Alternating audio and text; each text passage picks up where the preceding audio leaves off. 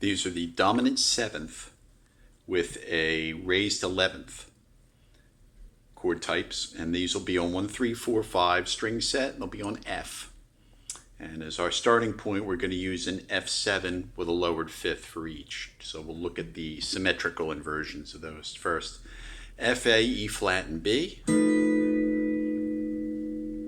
Then A, B, F, and E flat. And of course the first formation repeats. B, E flat or D sharp, E and F, A and F. So the same formation on the F comes onto the B. And then this formation will now go on E flat. So E flat, F, B, and A. So those will be our inversions of our chords. Okay, from the first, we can move the A to C. So in this chord type, we have a 5th and also a raised 11th. So we can play F, C, E flat, and B. F, B, E flat, and D. So, that sort of a sound, that sharp 11 sound is right there. And for both chords, we have an F, C, and E flat, and a D moving to B in the top voice, which is fine. That's exactly what we want to do.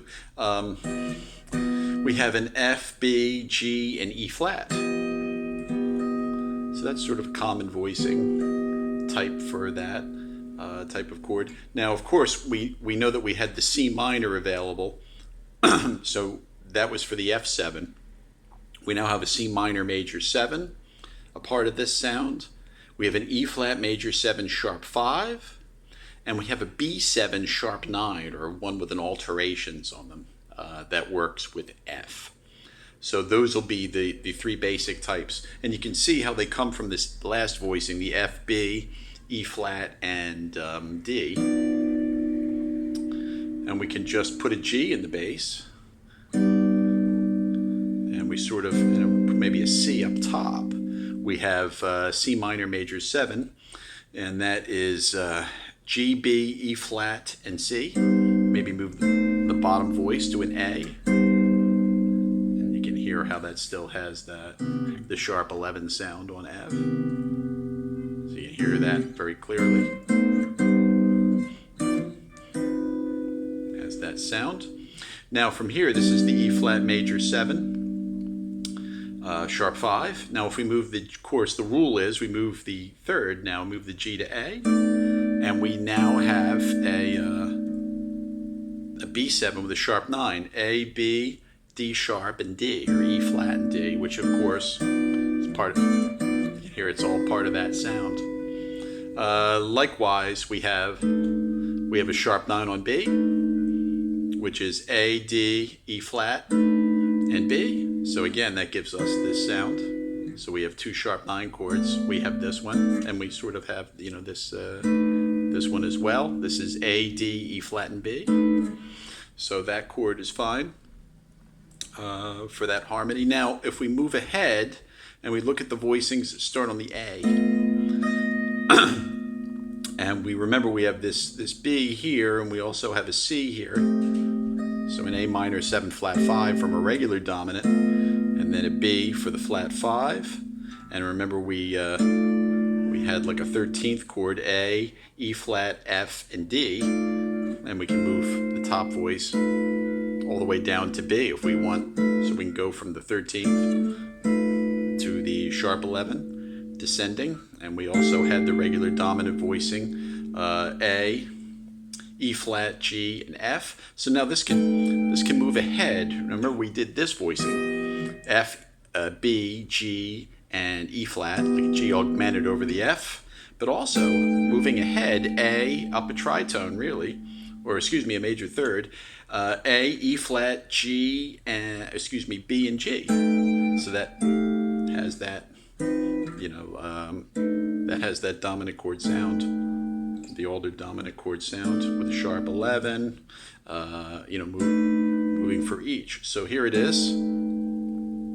Also, we can take this down to an F. So A, E flat, B, and F.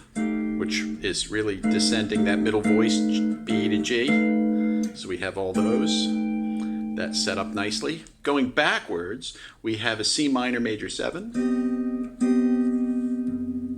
So that is B, C, E flat, and G and E flat, and the middle voice can collapse to F and go back and forth between G and F, and that is the alto voice.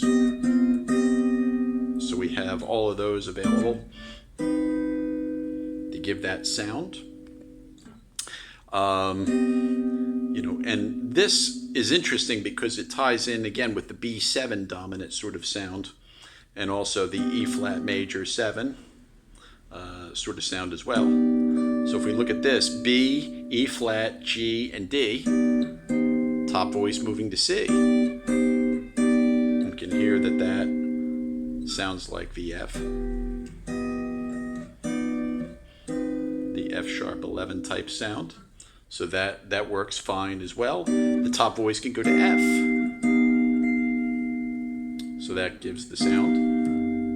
So we have a B, E flat, G, and F. So that's cool too, that works. Again, all of those that have the sharp 11 in question, we need the B and the C, and those can mix. If we move ahead, C, E flat, B, and G, which sounds like a C minor major 7. Top voice can move to A, can move to F.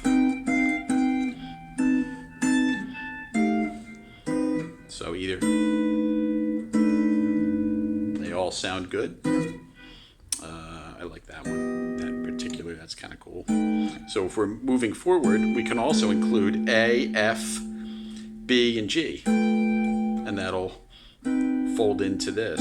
We just move the bottom voice, the C minor, C, E flat, B, and G, move the bottom voice to A, and we arrive at the earlier chord. Now, the rule is we move the root up to D, and now we have an E flat major 7 sharp 5 for that, and now we move the third up, so the G moves up to A on the top voice, and we have a B7 with a sharp 9, and we can hear that that's D, E flat, B, and A, and we can hear that that mixes in with the major 7 sharp 5 on E flat, which sounds like an F7 sharp 11. It's the same chord type.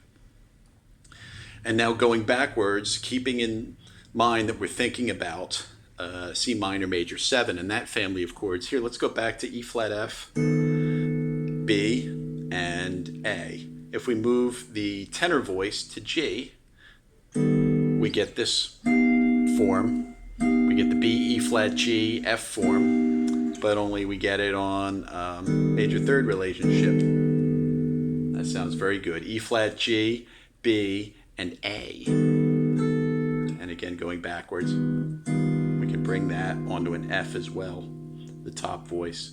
Moving ahead, C minor major 7, and we said on the regular dominant we had an A minor 7 flat 5, which was E flat, G, C, and A, and now we said we can lower the C to B, but if we go back and we raise the A to B, we've got the kind of a C minor major 7 there.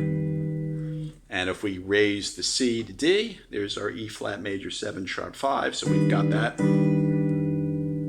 And if we raise the third of that chord, B7 sharp 9, which is E flat, A, D, and B. Top part can move to C. Also from this voicing, the soprano moves to C, moves to B, moves to G. That's a nice F7 substitute. Voice exchange. Very common on this, the A and the B. So if we listen to that, that's a B7 sharp 9 for the F right there. That's D sharp, B, D, or E flat, B, D, and A. And that top part can move to a C if we wanted to. But at any rate, we have all all those sounds. Those are all usable sharp 11 sounds for an F7 family without the alteration of the ninth. Just keeping a sharp 11 and a 13th in place. In this case, that would be the D natural, the 13th that we've had this whole time, which is the sharp 9 or the B7 sharp 9 or the 7th or the E flat major 7, sharp 5, etc. So those are all usable harmonies for this family of chords. So we can see that there's quite a bit available for this, and we just have a lot that we can do here with this. So each one of these chords has a really unique sound for F7 sharp 11, F13 sharp 11, we should really call it. Okay, so that would give you a general rundown of the chords on the 1, 3, 4, 5 string family. Again, this is the dominant 7 with a sharp 11 and a 9th and a 13th. 1, 3, 4, 5 on F.